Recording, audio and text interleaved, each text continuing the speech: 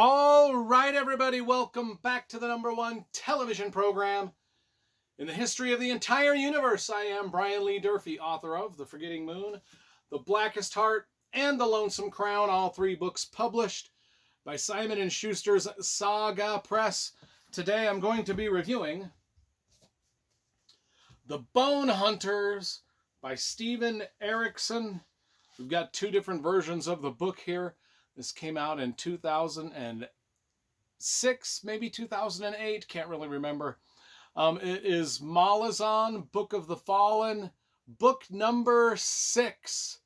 So let's talk about the covers first, because you know I love graphic design and cover illustration. So the little paperback we've got, and we've got the hardcover. I've got the paperback version and hardcover version of every single Steven Erikson Malazan book, plus I also have them all in audible.com, and we're going to talk a little bit about the audio version of this book coming up. But let's talk about the covers first. So this was the original USA edition hardcover with the weird, bizarro cover illustration by Todd Lockwood. Todd Lockwood did a lot of these illustrations. This one was weird. I don't know why. It wraps around. They've got a nice looking horseman back here, but I don't know. This is like an accident. It's like the carriage is rolling down a snowy mountain and just throwing people off of it willy-nilly. It's just bizarre. It's like not my favorite Malazan book cover at all. And now this book, the paperback version, has a wildly different tone and theme. It's just got like this cool looking guy here, like an assassin guy. And by Steve Stone is the artist. So I pick the highly illustrated painting as my favorite cover over like more of the sort of Photoshop stuff. But I think I like the paperback a little bit more just because this cover is why well, maybe I should like it just because it's so damn bizarre. I mean, look how bizarre it is. It's like horses and everything just like falling. People ragdolling down. Okay, anyway. Let's put this up here. Now, I have met Steven Erikson, and I do have one of his books signed. I met him in, I believe it was Tempe, Arizona at the World Fantasy Convention a long time ago. He signed my book for me. So we've got Gardens of the Moon signed. We'll put that there. Anyway, let's talk about the book. There's a bunch of maps and characters in the character lists. Aesthetically, the books are pretty cool. You know, we've got tons of maps. We've got maps of cities. We have character lists. So the book has got a lot of extra features that are pretty cool, and the hardcover has the same thing. So anyway, the prose. Steven Erikson is one of my favorite writers. Just a fantasy prose is just spot on. It's just great. So that I like.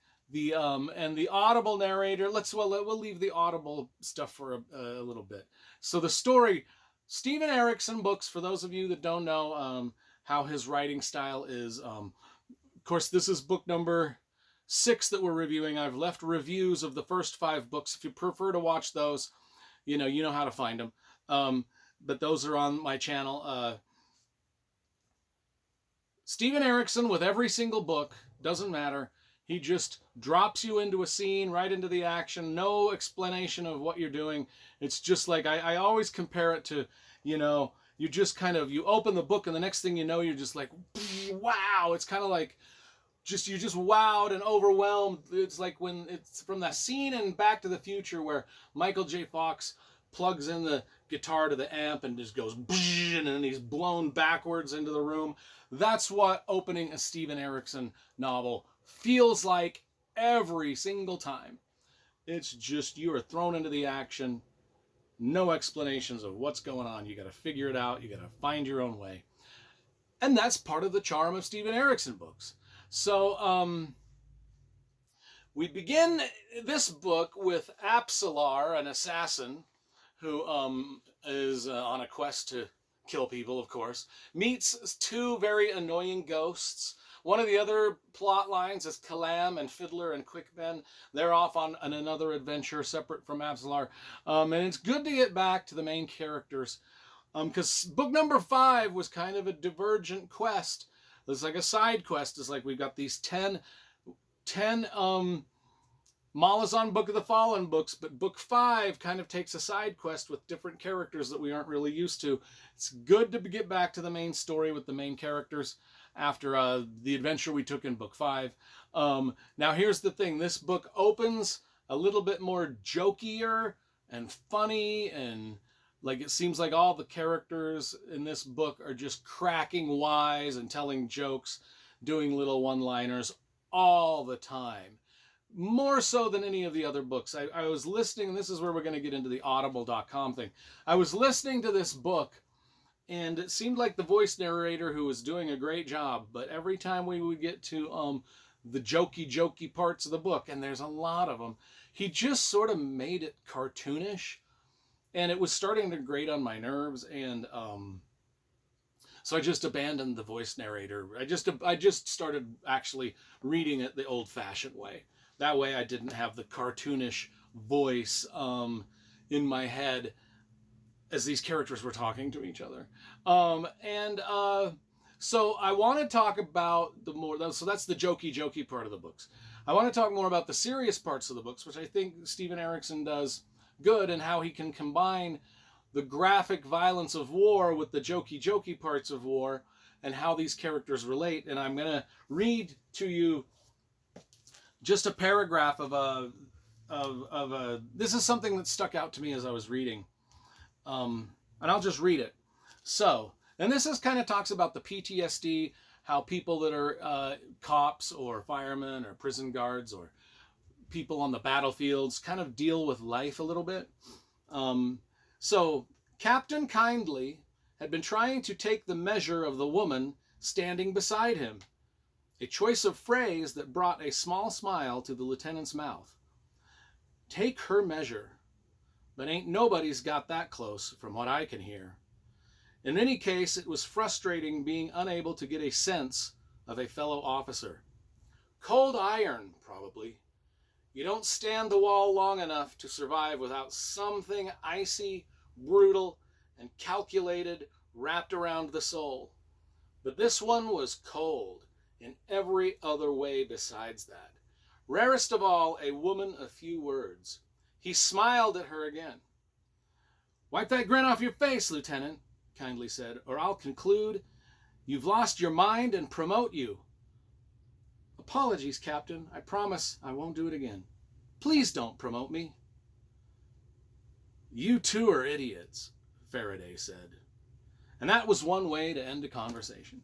So the reason I read that is because, you know, I work at the prison. I see a lot of grim things, and everybody I work with sees a lot of grim things. It's the way it is.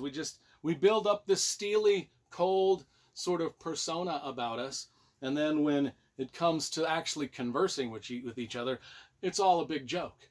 You know, don't promote me. How many times have I even heard that or said that myself? Like, the last thing you want is a promotion. You know what I mean? Because that's just going to make your life worse. I related to that. That's why I read that. But that's what Steven Erikson is good as. It's the hard truth of being a warrior. He's talking about the PTSD, how it makes everybody just emotionless, and how they respond to every single incident or thing that comes about in their life with humor. And I can relate. These little snippets of humanity and insight are what Steven Erikson is known for. That's why people love Malazan Book of the Fallen. You all probably have passages of your own that just make sense to you, that you love and you reread and you can relate to and you go back to, but that's what Steven Erikson does. You know, share those in the, share them in the comments if you want. So the second section of the book,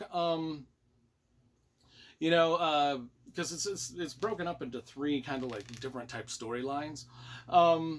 The second section of the book, I will tell you, it becomes some of the most bloodiest battles of all of Malazan. There's a lot of fighting and action and adventure going on in here. A lot of long journeys and quests.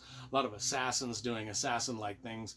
And it's just, you know, got a host of returning characters, which I love. You know, we got Heboric, and I might be pronouncing all of these wrong. You know, Ghost Hands, Heboric Ghost Hands of Apsalar, Cutter. Cutter, once a thief, now a killer. The warrior Karsa Orlong is back. The ancient wanderers, Icarium and Mappo, and of course, Genoas Paran. I'm not saying that one right either. But the basic plot is the Seven Cities, or the Seven Cities Rebellion has been crushed.